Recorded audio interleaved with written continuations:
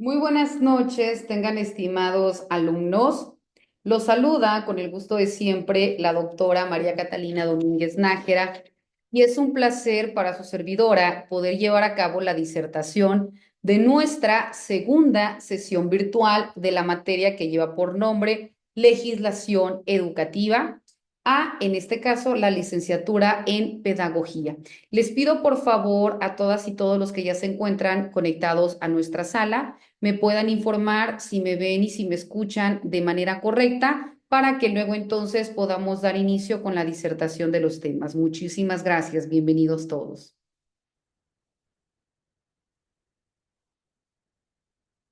Hola, hola. Sí, hola, buenas noches. Sí, bueno, la escucho y la veo. Muchísimas gracias. Perfecto. Gracias.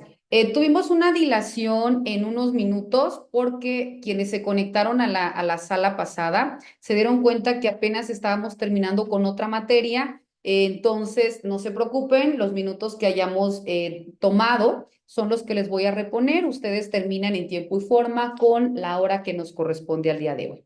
Bueno, estimados alumnos, recordarán que en la sesión pasada hablábamos específicamente de la unidad número uno, que es Derecho, Política y Educación. Retomábamos el derecho, retomábamos específicamente la clasificación de las normas, normas sociales, morales, religiosas, jurídicas. Hablábamos también de las fuentes del derecho y si mal no recuerdo, explicamos de manera genérica cada una de estas, ¿verdad? O nos quedamos en las fuentes indirectas. Ustedes me indican, ¿terminamos de indicar en qué consiste cada una de ellas o vamos a... yo recuerdo que terminamos las fuentes formales directas y únicamente nos faltaban las fuentes formales indirectas. ¿Es así?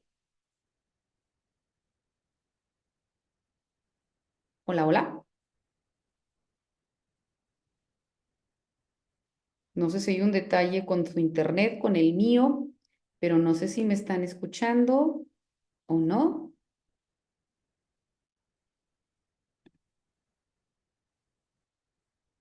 Hola, hola. Bueno, creo que nos quedamos en las fuentes formales. Ok, sí, así es, gracias. En las fuentes formales indirectas. Recuerdan que les decía que las fuentes formales indirectas son todas aquellas leyes que en un momento se van a crear, pero de manera inmediata, no por la propia autoridad jurisdiccional, que es aquella que tiene la facultad para poder crear la norma, en este caso el Poder Legislativo, depositado a través del Congreso de la Unión o el Congreso del Estado, sino que también por nosotros como particulares, seas o no abogado, pero que conozcas de un vacío en cualquier situación, ya sea en salud, en educación, en cultura, en lo que tú gustes, pero que identifiques que hay vacíos dentro de la ley y que por ello está generando una desestabilidad social, tú puedas presentar ejemplos. Si hay un vacío a nivel nacional, entonces tu ley la vas a presentar ante el Congreso de la Unión. Si tu vacío es a nivel estatal, entonces lo vas a presentar ante el Congreso del Estado. Y yo les citaba el caso del caso Campo Algodonero. ¿Lo recuerdan? Entonces, retomando esto, veíamos que dentro de las fuentes formales indirectas, estas también se clasifican en tres. ¿Cuáles son estas? Primero, encontramos a las fuentes formales indirectas delegadas y dentro de ellas encontramos al contrato. Segundo, encontramos a las fuentes formales indirectas espontáneas y dentro de ellas encontramos a la costumbre. Y tercero, encontramos a las heredadas y dentro de ellas encontramos a los principios generales del derecho. Empezamos con la primera. Cuando hablamos de las fuentes formales indirectas delegadas específicamente en el contrato es una fuente delegada que está autorizada por la ley y que van a ser por un acuerdo de voluntades. El elemento importante que debe existir para que se materialice un contrato debe ser la voluntad. ¿Por qué? Porque si no hay voluntad, entonces el contrato, aunque esté firmado por las partes, se considera como nulo o inexistente porque está viciado. Existen 5 vicios del consentimiento que pueden invalidar un contrato. ¿Cuáles son estos 5 vicios del consentimiento? El error, la violencia, el dolo, la mala fe o las lesiones que invalidan un contrato. Y tú me dirás, ¿y qué tiene que ver un contrato conmigo que estoy estudiando la licenciatura en pedagogía? Mucho. ¿Por qué? Ejemplo, se me ocurre. Erika Itzel Ejemplo, ¿no? Erika Itzel Morales Maza va a dar a luz, ¿verdad? Entonces presenta una licencia por cuidados maternos. Y el que lo va a cubrir o que el que va a cubrir el interinato es Alexis Eduardo Bolón Ojeda. Entonces, dentro del contrato, forzosamente tiene que haber una manifestación de voluntad. Si no lo media la Secretaría de Educación, se me ocurre porque lo hayan suscrito de manera directa Alexis y Erika de particular a particular, entonces el contrato forzosamente tiene que salir entre ellos dos, uno como patrón y luego como el otro como trabajador, y el contrato se denominará prestación de servicios profesionales. En el contrato deberá especificarse primero que es un contrato por tiempo determinado, porque hay contratos por tiempo determinado y contratos por tiempo indeterminado. Entonces, acá como únicamente es una temporalidad de 3 meses, es un contrato por tiempo determinado, se especificará el lugar de prestación de servicios, la escuela, la dirección, el horario, el monto por concepto de salario que Alexis va a cubrir, si va a ser semanal, quincenal, mensual, cómo lo va a cubrir, si le van a depositar, si va a ser por nómina, si va a ser por cheque, si va a ser a través de una cuenta bancaria, etcétera, ¿no? Todo aquello que garantice derechos, pero que también garantice obligaciones para cada una de las partes. El contrato no únicamente es para proteger a uno, es para proteger a los dos, y por ello, en caso que alguno de los dos incumpla con alguna de las cláusulas, cualquiera que sea estas, por ello la otra parte puede hacer valer el contrato ante una vía jurisdiccional para que una autoridad conozca y resuelva, y en este caso imponga una sanción a quien haya infringido el contrato. Las sanciones van a ser proporcionales a la omisión que hayan tenido, ¿verdad? Por ello se dice que el contrato va a generar derechos y obligaciones entre los que lo estén celebrando. Claro está, los contratos, para que puedan tener esta validez, tienen que haber sido celebrados por personas mayores de edad en pleno uso de sus facultades mentales, para que pueda surtir plenos efectos o consecuencias. Se dice que está viciado cuando, ya les comenté hace rato, presenta alguno de los 5 vicios del consentimiento: error, violencia, dolo, mala fe o lesión. Cualquiera de estos 5, con uno solo que lo presente, el contrato, aunque esté firmado por las partes y por los testigos, porque se necesitan 2 testigos para que el contrato pueda surtir sus efectos, el contrato se considera nulo, ¿verdad? Entonces vemos por qué tiene importancia el contrato dentro de nuestra profesión, en este caso, la licenciatura en pedagogía. Ahora, la costumbre. La costumbre también es una fuente indirecta porque, como les comentaba en la clase pasada, la costumbre es esta expresión reiterada que transgeneracionalmente se toma como cierta en un tiempo y en un espacio determinado. ¿Por qué es importante la costumbre? Porque se me ocurre, ¿no? Juliana Jiménez, ¿no? Ya está en ejercicio de su profesión y le toca impartir a segundo grado de primaria, la escuela fulanita de tal, pero es en una zona urbana, ¿verdad? Entonces, dentro de una zona urbana, quizás ahí los rasgos característicos son que es una comunidad muy arraigada, culturalmente hablando. Entonces, hablar de sexualidad, hablar de religión y entre otros temas es prácticamente imposible, ¿no? ¿Por qué? Porque la ideología no, de la comunidad misma no te lo permite, pero no porque la colectividad no te lo permite, tú no lo vas a desarrollar, porque en los libros de texto gratuito este tema sí o sí lo tienes que desarrollar, obviamente en un lenguaje acorde al grado académico que tú, Juliana, estás impartiendo. Entonces, aquí la costumbre indica que tú no puedes transgredir los derechos de esa colectividad, pero tampoco puedes dejar de hacer lo que marca tu plan de estudios, porque si no, yo, ejemplo, yo mamá de Juanita, ¿no? Que es tu alumna, yo quizás no estoy del todo de acuerdo a la ideología de mi municipio o de mi comunidad. Entonces, yo sé que dentro de este grado van a hablar de los genitales, ¿no? Masculino y femenino y etcétera. Pero tú eres omisa, entonces yo puedo iniciar un procedimiento administrativo en tu contra, porque tú estás vulnerando el derecho humano de mi hija a la educación, porque bajo tu criterio no le estás informando de manera correcta. Entonces nos damos cuenta cómo aquí puede existir un choque de información entre qué hago.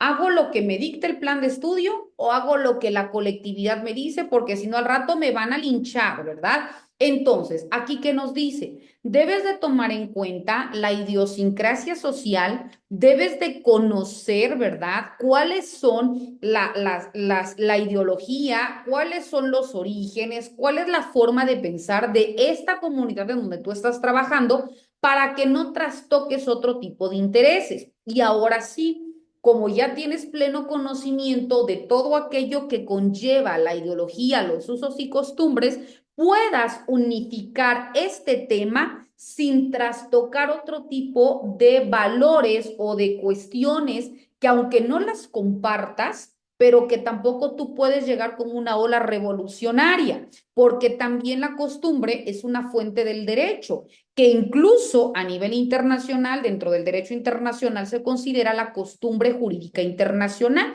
Entonces, no podemos ir en contra de ella, pero tampoco puedes dejar de transmitir una información. Por ello, te repito, tienes que identificar el estado de necesidad de tu municipio, no para que vayas acorde con lo que digan ellos, simplemente para que interpretes cómo es la manera de pensar y en base a ello también sepas la forma correcta de transmitir esta información. La información la tienes que transmitir de manera tal cual, ¿verdad? Claro está, utilizando lenguajes acordes a las necesidades, pero cumpliendo con tus obligaciones como docentes, que es informar, que es transmitir datos específicos, actuales, para que tu población cumpla al finalizar el ciclo escolar con los lineamientos que se están demandando. Entonces vemos cómo también la costumbre es importante dentro de una licenciatura en pedagogía. Y por último, dentro de estas fuentes formales indirectas, también nos habla de los principios generales del derecho. Cuando hablamos dentro de los principios generales del derecho, se dice que estos son enunciados o prerrogativas generales que de manera literal nosotros no vamos a encontrar comprendidas dentro de las normas jurídicas, pero que las autoridades la toman en cuenta al momento de dirimir un conflicto. Te voy a poner como ejemplo, ¿no? ¿Quién de nosotros no ha escuchado un principio general que dice, el que es primero en tiempo es primero en derecho? O nadie puede ser juzgado dos veces por el mismo delito, o nadie puede realizar justicia por su propia mano, ¿no? Estos, como citarte algunos más. Pero estos principios son los que, como te dije, de manera literal no se encuentran comprendidos dentro de la norma, pero los legisladores lo toman en cuenta para poder emitir un resolutivo. ¿Por qué? Porque no hay una explicación literal dentro de la norma. Y nosotros, por ejemplo, los hacemos valer en materia educativa. Por ejemplo, cuando hablamos de un asunto, se me ocurre, viene un niño y te somete a consideración algo y viene otro niño.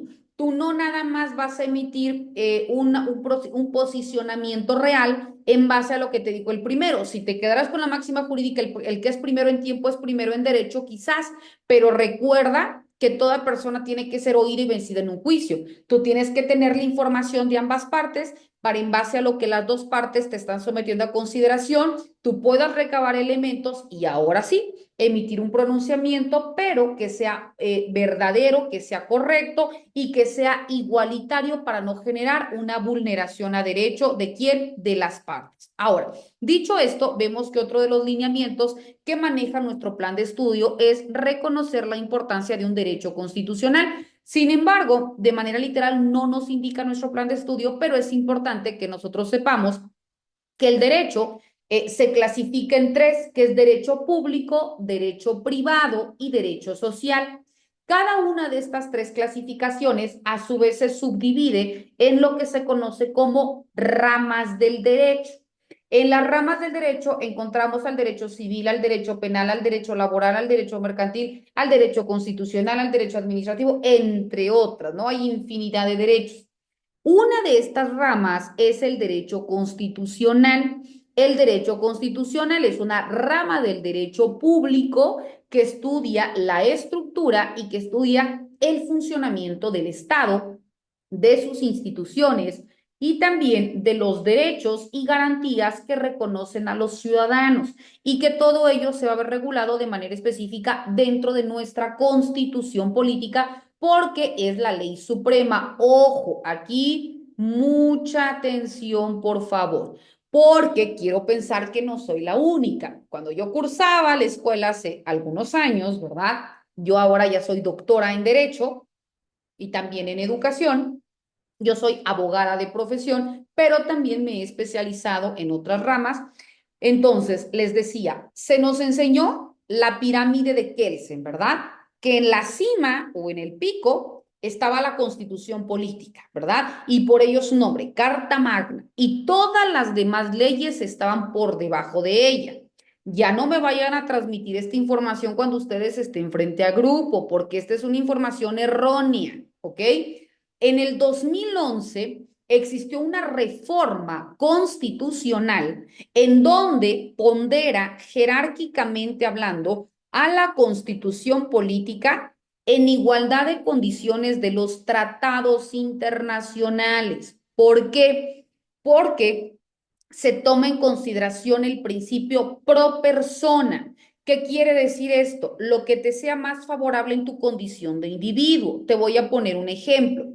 Nuestras leyes regulan en materia de salud, de educación, de derechos sexuales, de grupos en condición de minoría, lo que tú quieras, ¿verdad? Pero hay leyes que son muy vagas, es decir, te contemplan, pero de una manera muy limitada. Pero recordemos que nuestro país, México, forma parte de una comunidad internacional, ¿no? Que es la ONU y que dentro de ella convergen 189 países del mundo, uno de ellos México. Entonces, México, al formar parte de la comunidad internacional, no te preguntan si quiere. Se acordó que los tratados internacionales, como se manejan en favor de la colectividad, ¿no? De todo el mundo, en materia de salud, de libertad, de sexualidad, de no discriminación, etcétera. Entonces, cuando nosotros hablemos, se me ocurre de alguna violación a tus derechos, no sé, en la educación, no hablemos de la educación. Es que yo soy maestra y se me está iniciando un proceso administrativo por omisión a la niña fulanita de tal, ¿no? Y aquí tengo mis medios probatorios, llegué, cumplí, aquí están grabaciones, etcétera. Tú tienes tu material que justifica lo que te están reclamando, pero quizás las leyes de tu país, la Ley General de Educación, pues sea muy limitada, ¿no? Entonces, a nivel internacional hay otras leyes que también son en materia de educación y que ahí te garantizan tus derechos mucho más amplios. Entonces, tú le dices a la autoridad, si bien es cierto, yo quiero que a mí se me sancione o a mí se me proteja en base a esta ley. Entonces, eso quiere decir el principio pro persona. Si a ti te son más favorables tus leyes locales, pues te quedas con tus leyes locales, no pasa nada. Pero si hay algún tratado internacional que sea mucho más amplio y que te garantice en mayor medida, también lo puedes invocar y la autoridad está obligada a conocer esa ley y a resolver tu asunto tomando en cuenta esa ley, ¿verdad? Entonces, por ello repito, la Constitución está a la par de los tratados internacionales y por debajo de ella, ahora sí, todas las demás leyes que gustes y mandes, llámese decretos, reglamentos, jurisprudencias, tesis aisladas, lo que tú quieras, y está por debajo de ella. Pero, retomando esto, te decía que cuando hablamos del derecho constitucional, este se considera como el instrumento jurídico base dentro de nuestro país y goza pues de un contenido histórico importante, ya que en el derecho constitucional nosotros podemos identificar la forma de regulación del Estado, la división de los poderes, ¿no? Que encontramos al poder ejecutivo, legislativo y judicial. Sabemos que el poder ejecutivo preside en el presidente o presidente de la República, el poder legislativo en Congreso de la Unión y el Congreso de cada una de las entidades federativas, que está depositada en la Cámara de Diputados y la Cámara de Senadores, y el poder judicial, que son las autoridades encargadas de impartir justicia, ¿verdad? Entonces, también dentro del derecho constitucional se regula lo que son las atribuciones y las obligaciones de cada uno de estos poderes. También se regula la relación entre esos poderes y nosotros como gobernados para que no haya un abuso de poder. regula también los derechos de nosotros gobernados como gobernados, pero ahora frente a una nación. Es por ello que la Constitución es vital porque esta se crea para que exista un Estado de Derecho, es decir, para que exista un equilibrio social, para que exista una igualdad de derechos, para que exista una garantía y una protección del Estado de nuestros derechos humanos, etcétera, ¿no? Y también se nos indica que cuando nosotros hablamos del derecho constitucional, es aquel poder que va a garantizar que todo lo que nosotros hagamos o que dejemos de hacer, lo que los servidores públicos hagan o dejen de hacer, forzosamente se encuentre regulado en base a lo que dicen nuestra constitución política. Ahora bien, otro de los temas que marca nuestro plan de estudios es la teoría del Estado. Cuando hablamos dentro de la teoría del Estado, primero tenemos que partir de la conceptualización de Estado. Y al hablar del Estado, desde el punto de vista jurídico, hacemos referencia que el Estado es una persona jurídica que está formada por una comunidad política que se encuentra asentada en un territorio determinado y que se encuentra organizada soberanamente en un gobierno propio con decisión y acción. Pero además de estos elementos que debe de comprender un Estado, el Estado también persigue determinados fines. ¿Cuáles son estos fines del Estado? Bueno, los fines del Estado son cinco. ¿Cuáles son estos? Primero, debe de crear un orden necesario. Segundo, debe asegurar que exista una convivencia social, es decir, que exista una garantía y protección de los derechos de todos para que luego entonces exista una garantía y protección del Estado, que exista un establecimiento de los medios para el desarrollo cultural, económico, político, moral y social, en el mismo sentido que exista el bienestar de la nación y por último, que exista una soberanía social, ¿verdad? Estos son los fines que persigue un Estado. Ahora bien, dentro de los elementos constitutivos del Estado, aquí podemos encontrar primero a la población, segundo al territorio, tercero al gobierno y cuarto a la soberanía. Vamos a explicar en qué consiste cada uno de ellos. Cuando nosotros hablemos de la población, hace referencia al conjunto de habitantes que se encuentran debidamente localizados en un área geográfica, ya sea determinada o ya sea determinable. Ahora, por lo que respecta al territorio, se indica que va a ser aquella porción ya sea de tierra, de agua y de espacio delimitada geográficamente o administrativamente. Por consiguiente, el gobierno es este conjunto de organismos, ya sea organismos políticos o también organismos constituidos por personas que van a dirigir el Estado.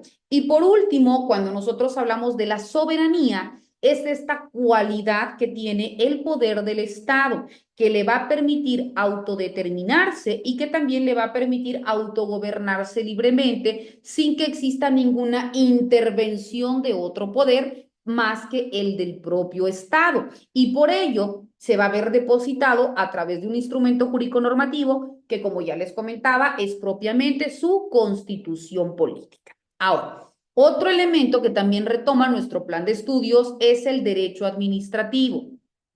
Cuando hablamos del derecho administrativo, nos dice que el derecho administrativo es esta rama del derecho público que va a regular la organización, que va a regular el funcionamiento y que va a regular las relaciones de la administración pública, así como también todos aquellos actos y procedimientos que realicen los ciudadanos. Vemos que esta disciplina del derecho administrativo se ocupa pues de las normas que van a regir la actividad de los órganos del Estado y la relación entre la administración pública y nosotros como particulares. Dentro de estos elementos vemos que el derecho administrativo regula, repito, la organización y el funcionamiento de la administración pública, tanto la administración centralizada como también la paraestatal. Su objetivo es regular también la organización, el funcionamiento, los temas y todas aquellas responsabilidades de la administración, de los medios de impugnación y de los servicios públicos que realiza. Dentro de las fuentes del derecho administrativo podemos encontrar a la Constitución, a las leyes, a los reglamentos, a la jurisprudencia, a la costumbre y a la doctrina. Otro de los temas importantes es hablar de política. Cuando hablemos de política, debemos entender al conjunto de decisiones y también al conjunto de medidas que son determinadas por un grupo en particular que van a ostentar el poder y que tienen como objetivo específico organizar una sociedad o también un grupo particular para que en ese mismo sentido realicen todo aquello que para esa colectividad o grupo en específico pues sea más necesario o sea más importante. Cuando nosotros hablamos de la educación es este proceso de facilitación del aprendizaje y también el refinamiento de conocimientos, de habilidades, de valores y de hábitos, primeramente en un grupo humano determinado y luego entonces en un conjunto. Por ello es un proceso un tanto complejo que tiene un inicio desde el proceso que va de la transmisión de información y que luego entonces pasa de un conocimiento empírico, que es lo que se conoce como un conocimiento vivencial, ¿no? Todo aquello que nosotros obtenemos por el simple hecho de ser personas, te pongo como ejemplo. Los bebés, ¿no? ¿Cómo obtienen una educación? La educación es el hecho de ser educable, ¿no? Todos nosotros como seres humanos somos seres educables porque todos los días estamos aprendiendo algo nuevo. Entonces, el ser humano aprende desde el nacimiento, ¿verdad? Por cuestiones guturales, por la réplica, ¿no? Lo veo, lo repito. Entonces, esto es un conocimiento que se le conoce como conocimiento empírico o como conocimiento vivencial. Este conocimiento se va transformando, ya sea modificando, complementando o por el contrario, se va desintegrando dependiendo de los nuevos elementos que van a confirmar o que van a desacreditar tu hipótesis primaria, es decir, tu conocimiento primario. Por ejemplo, ustedes al momento de iniciar esta materia quizás tenían un conocimiento acerca del derecho.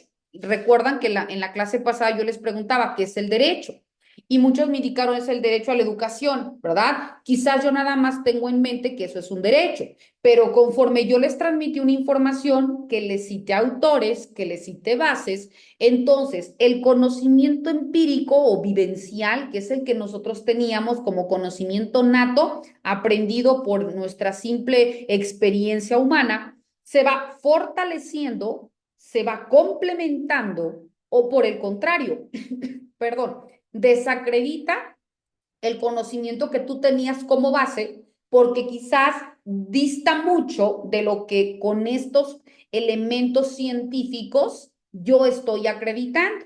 Entonces, por ello se dice que pasa de un conocimiento vivencial a otro conocimiento que se le conoce como conocimiento científico.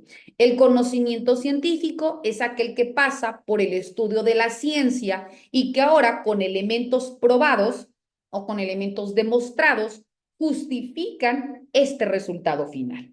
Y eso es lo que se conoce como conocimiento científico. Ahora bien, eso nos lleva al proceso de educación, porque es este proceso no únicamente de transmitir un conocimiento, sino también al proceso de obtener este conocimiento, de poder aplicarlo en nuestro día a día y, ¿por qué no? Cuando ustedes ya estén en su ejercicio profesional, también poder transmitirlo dependiendo la población objetivo en donde ustedes vayan a trabajar para que tenga esta validez o esta aplicación.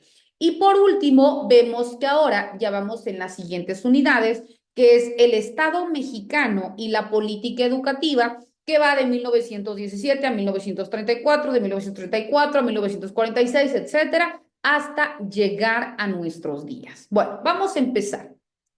Cuando nosotros hablamos de la educación en México, es importante que nos vayamos a remontar hasta el siglo XVI, que es cuando empiezan a arribar los primeros misioneros de la Nueva España en las diferentes órdenes religiosas y que empiezan a identificar, si ustedes recuerdan, cuando vienen y nos colonizan, se dieron cuenta que eran los frailes, ¿verdad? Fray Matías de la Vera y Cruz, Fray Bartolomé de las Casas, ¿no? Y que traían el estandarte de la Virgen de Guadalupe.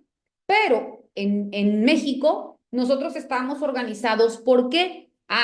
Por culturas, la olmeca, la tolteca, la mixteca, la azteca, etcétera. Y que todas estas teníamos una máxima figura representativa que era María la Malinche, ¿verdad? Entonces, cuando vienen estos misioneros de la Nueva España, se dan cuenta que por número de personas, por supuesto que no nos iban a poder conquistar porque eran menos.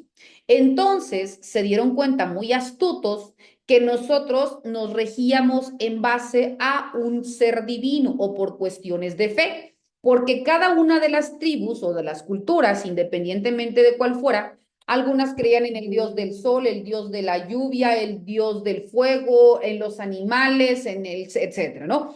Entonces, se dieron cuenta que una forma de cómo poder conquistarnos era precisamente a partir de la evangelización.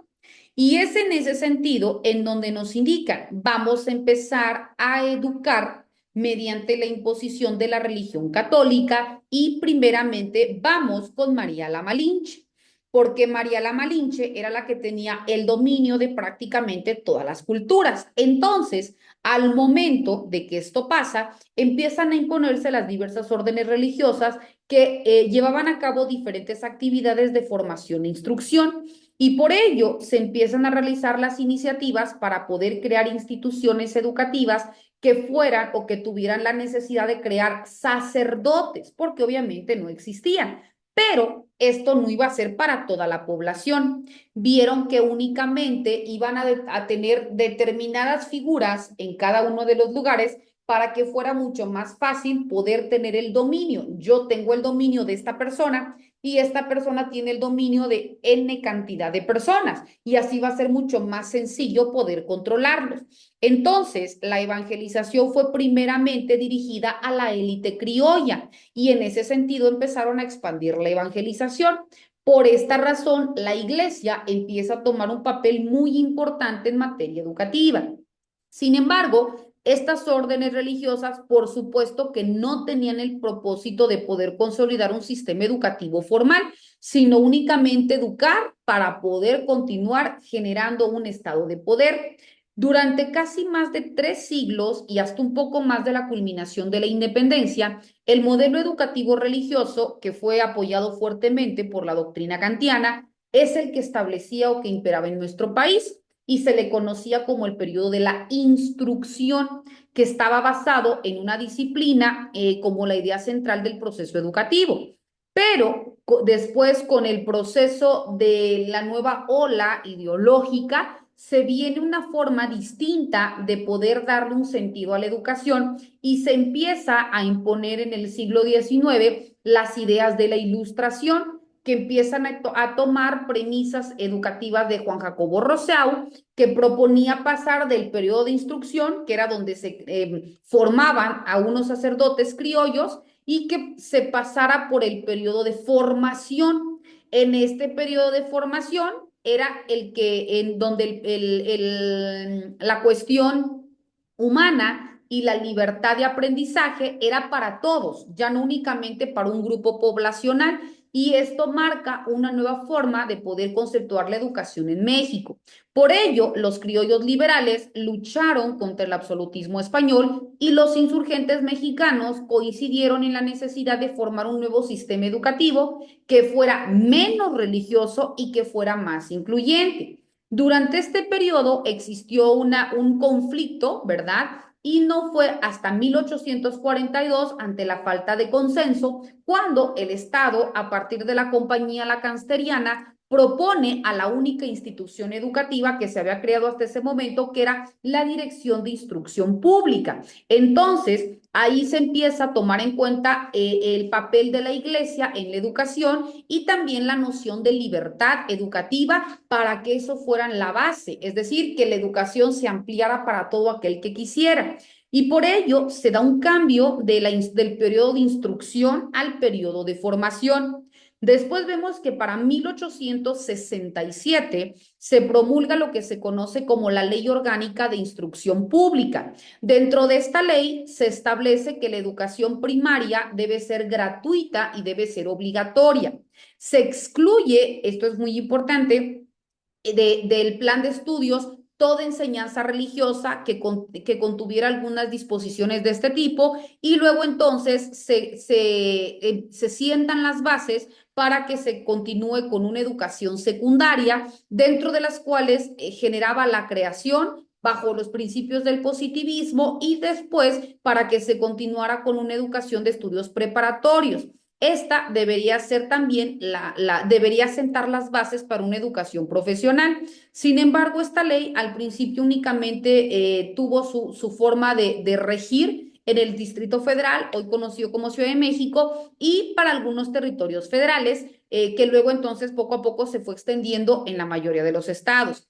Después vemos que durante la época de Porfirio Díaz, Joaquín Baranda fue el ministro de Justicia e Instrucción. Entonces, Joaquín Baranda convoca a dos congresos que se unieron, en donde se reunieron pedagogos, maestros, intelectuales y autoridades, y tenía como principal objetivo contribuir para poder definir un nuevo proyecto gubernamental de educación pública. Entonces se consolidó la promulgación de la ley de instrucción obligatoria de los estados liberales y se preocupó por organizar un nuevo sistema educativo y en base a ello expandir a todos los sectores sociales y con ello elevar los niveles de escolaridad. Dentro de esta época se instituyó la Secretaría de Instrucción Pública y Bellas Artes y en 1905 Justo Sierra fue el primer titular. Después vemos que en 1910 se funda la Universidad Nacional. Después vemos que se establece el periodo revolucionario en donde el proceso de conformación del sistema educativo mexicano tuvo un notable retroceso. ¿Por qué? Porque como ya existían estas luchas revolucionarias para garantizar el derecho humano a la educación, para garantizar el derecho a la propiedad, ¿no? A las tierras, etcétera, estos movimientos sociales, entonces se dejó de dar como cierto sentido a este proceso educativo. Sin embargo, con la promulgación de la Constitución Política de 1917, marcó un parteaguas o un elemento importantísimo en materia de educación. Y tú me preguntarás, ¿por qué? Bueno, porque en 1917 se eleva a rango constitucional el derecho humano a la educación. ¿Qué quiere decir esto? Que ya no importaba quién o qué partido político llegara al poder, ni qué ideologías, si fueran los liberales o los conservadores, o si venía otro proceso revolucionario, o bien otro periodo de conquista, eso ya no era importante porque ya ninguno podía modificar la educación. Entonces, esta fue la importancia porque ya se reconoce al artículo tercero constitucional como el derecho humano a la educación. Y dentro de ello se contemplaba el derecho que todo ciudadano mexicano tenía para poder recibir una educación laica, que fuera gratuita y que fuera obligatoria. De igual manera, se otorgaron mayores facultades educativas al Estado para poder coordinar y vigilar el funcionamiento de escuelas públicas y de escuelas privadas. Sin embargo, con la supresión de la Secretaría de Instrucción Pública y Bellas Artes, determinada por el Congreso Constituyente, el sistema educativo del nuevo régimen revolucionario tuvo determinados problemas para poder consolidarse. Entonces, estos factores, tales como la existencia de asentamientos rurales, las carencias económicas, etcétera, pues logró un estancamiento, ¿verdad? En estos estados de necesidad. Pero después, para 1921, se crea otro elemento importantísimo en materia educativa porque se crea la Secretaría de Educación Pública, que fue un hecho decisivo para poder cambiar la situación del país y también para facilitar la acción concurrente del gobierno federal de manera directa en todo el país. Con ello se logró un equilibrio por la desigualdad que existía entre los estados y los municipios que brindaban atención en materia educativa. Otro dato importante es la intervención de don José Vasconcelos. Don José Vasconcelos fue el primer titular de la institución de la Secretaría de Educación Pública que formuló un sistema educativo para poder atender las necesidades de instrucción y de formación académica en todos los sectores sociales. Uno de los aportes más importantes en la gestión de Vasconcelos fue la educación rural. Por tanto, se crearon escuelas primarias y algunas normales rurales y se formaron las misiones culturales a través de grupos docentes, de profesionistas y de técnicos que se dirigieron a diversas localidades rurales para poder facilitar y también para poder capacitar a maestros y trabajar en favor de la comunidad. Después de estas creaciones de aulas, la creación de la Secretaría de Educación Pública, ocurrieron diferentes acontecimientos que tuvieron una importante intervención en el sistema educativo mexicano. Durante la presidencia de Plutarco Elías Calles hubo un importante forcejeo entre la Universidad Nacional y la Secretaría de Educación Pública, ya que los universitarios buscaban mantener el sistema mediante el cual la preparatoria continuara después de la conclusión del ciclo primario, es decir, terminabas tu primaria y ya ibas a estudiar tu universidad y ya salías como maestro, ¿no? Entonces, la Secretaría de Educación decía, no, después de la primaria debe venir la secundaria la prepa, ahora sí la licenciatura, ¿no? Como hoy en día existe. Entonces, por decreto oficial de la Secretaría de Educación, se creó en 1925 la escuela secundaria como una nueva institución educativa al servicio de la adolescencia. Este hecho generó cambios importantes en el sistema educativo, ya que por un lado hubo un cambio en la secuencia del plan de estudio y por otro la confrontación del gobierno con la universidad, pues fue un elemento central y en 1929 la universidad obtiene su autonomía, por ello se considera o se nombra como Universidad Autónoma de México, ¿verdad? La autonomía facultó a la universidad para que decidiera el contenido de su educación superior. Dentro de los años siguientes se caracterizaron por tener una lucha o un conflicto permanente entre las distintas orientaciones educativas de la época. Por un lado estaban los positivistas, los laicos, populares, nacionalistas, etcétera, ¿no? Pero esta lucha religiosa o ideológica fue una actividad que impidió el mejoramiento dentro de un sistema educativo y por ello continuaban con estos conflictos. Durante el sexenio de Lázaro Cárdenas del Río, en 1934, con la modificación del artículo tercero constitucional, mediante el cual por primera vez el texto constitucional se establece oficialmente una política de Estado para dar un carácter socialista a la educación y obligar a las escuelas privadas a seguir los planes educativos. ¿Por qué? Porque existía un plan de estudios para las escuelas públicas y otro para las escuelas privadas. Ahora, tanto públicas como privadas tenían que seguir el mismo plan de estudios. Esta nueva orientación socialista de la educación propuso también ampliar las oportunidades educativas para los trabajadores urbanos y para los trabajadores rurales. Entre 1936 y 1940 se crearon internados, comedores y becas y se impulsó también la creación de escuelas vinculantes de centros de producción y se alentó la educación técnica. Esto también generó la realización más importante del periodo para la fundación del Instituto Politécnico Nacional y de otros establecimientos tecnológicos. De igual manera, se crearon escuelas regionales campesinas para poder formar maestros rurales y cuadros para la agricultura. Se establecieron también escuelas vocacionales de nivel medio superior y centros educativos indígenas. Después, durante el periodo de Manuel Ávila Camacho, que fue de 1940 a 1946, dio inicio a una política de conciliación nacional que tuvo como consecuencia un sistema educativo establecido, ya que en 1941 se promulga la Ley Orgánica de Educación Pública. En 1946 tuvo lugar la unificación de los sindicatos magisteriales y se crea el nuevo Sindicato Nacional de los Trabajadores de la Educación, que hasta hoy en día se conoce por sus siglas CENTE, ¿verdad? Que fue reconocido mediante decreto presidencial como el único organismo representativo de todo el magisterio nacional. Más tarde, en 1946, se promulga otra reforma al artículo tercero constitucional para reconvenir la educación socialista y en lugar poner una educación integral, científica y democrática para poder combatir los altos índices de analfabetismo que estaban en esa época. De igual manera, en el transcurso de la posguerra, en el periodo conocido como el de consolidación, Miguel Alemán, de 1946 a 1942, dio continuidad con la política educativa de Manuel Ávila Camacho y nuestro país participó activamente en proyectos de la creación de la Organización de las Naciones Unidas para la Educación, la Ciencia y la Cultura, que es la UNESCO, y de esta manera, para 1940-1950, se fundaron diversas instituciones educativas. Dentro de ellas, el Comité Administrador del Programa Federal de Construcción de Escuelas, que es CAPCE, y el Instituto Nacional de Bellas Artes, la Asociación Nacional de Universidades e Instituciones de Enseñanza Superior, así como el Centro Regional de Educación de Adultos y Alfabetización Funcional para América Latina.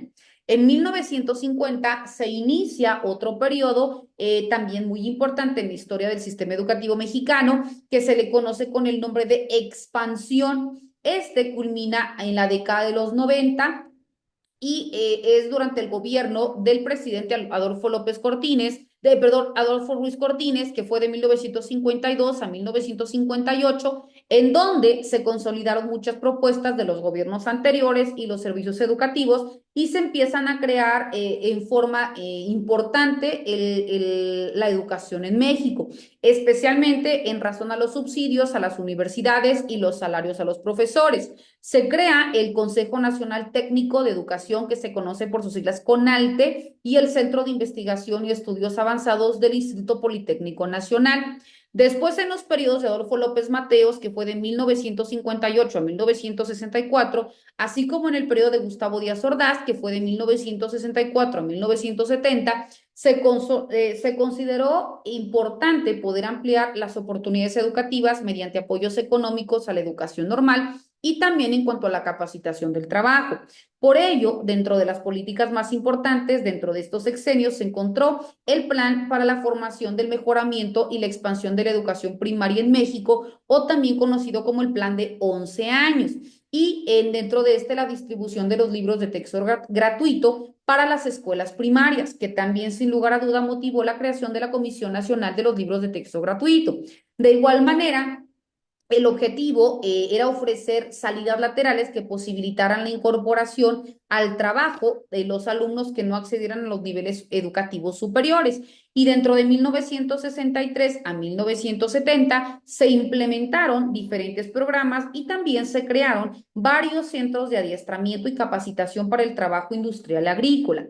Después, durante la administración de Luis Echeverría Álvarez de 1970 a 1976, también se mostró desde un principio un interés para mejorar el sistema educativo y puso en marcha lo que se conoce como la Comisión Coordinadora de la Reforma Educativa para empezar a diversificar los servicios educativos, para también aumentar el número de escuelas y también para poder reformar el plan de estudios.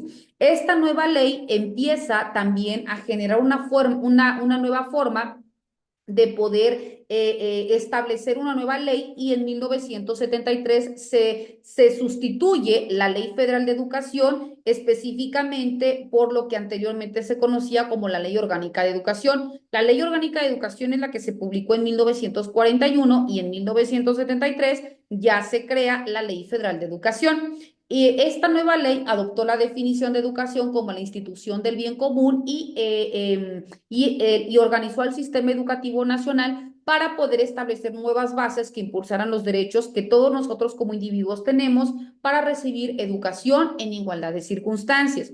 De igual manera, para 1976 se promulga la Ley Nacional de Educación para Adultos, que reguló la educación para los mayores de 15 años que no habían cursado o concluido su primaria o la secundaria.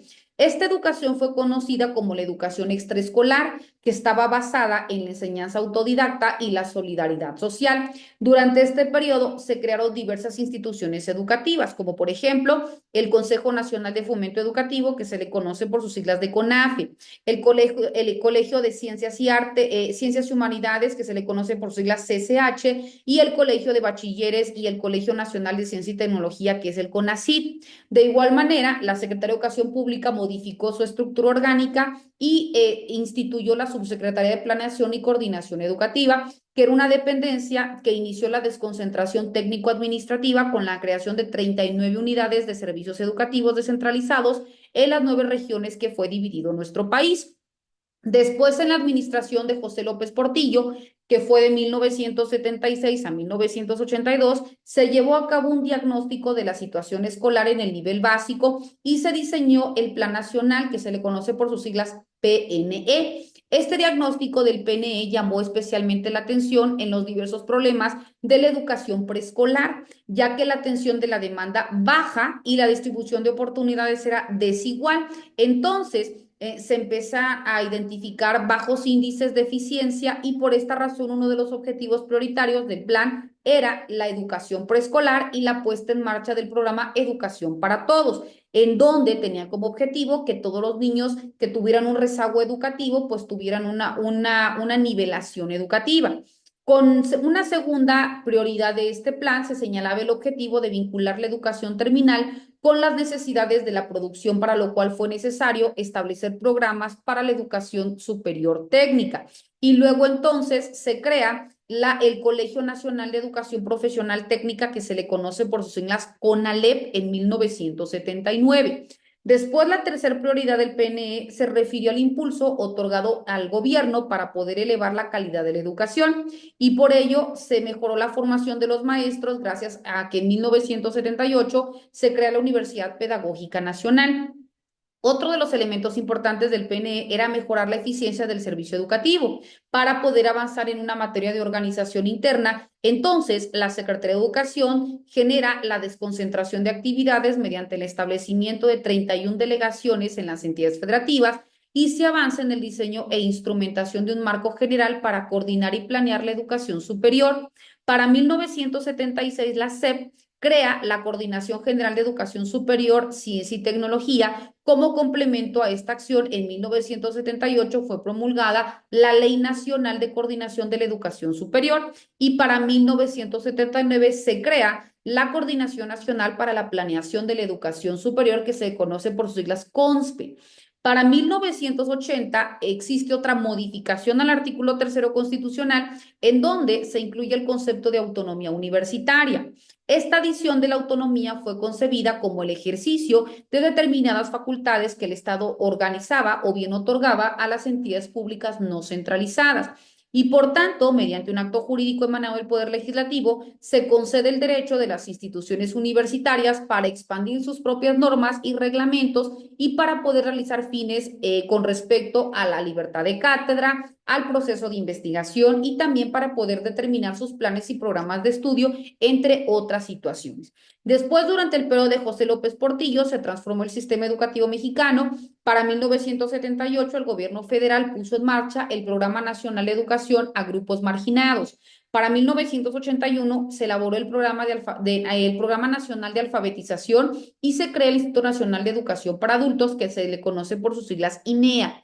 Después, durante el periodo de Miguel de la Madrid Hurtado, de 1982 a 1988, no se presentó un plan aislado de educación, pero se generó una nueva administración que tomó posesión. Para 1982 se elaboró un Plan Nacional de Desarrollo con el que la revolución educativa estuvo inscrita como uno de los principales elementos. En ese sentido, durante el gobierno de Miguel de la Madrid, se enfrenta a una crisis económica que lo orilla a reducir el gasto destinado al sector educativo y luego entonces vienen otro tipo de vacíos, ¿verdad? Para 1983, Miguel de la Madrid presenta el Programa Nacional de Educación, Recreación, Cultura y Deporte, que destacaba entre sus principales objetivos políticas, estrategias que mejoraran la educación, ofrecer un año de educación preescolar a todos los niños de 5 años de edad, descentralizar la educación y reformar los estudios de educación normal.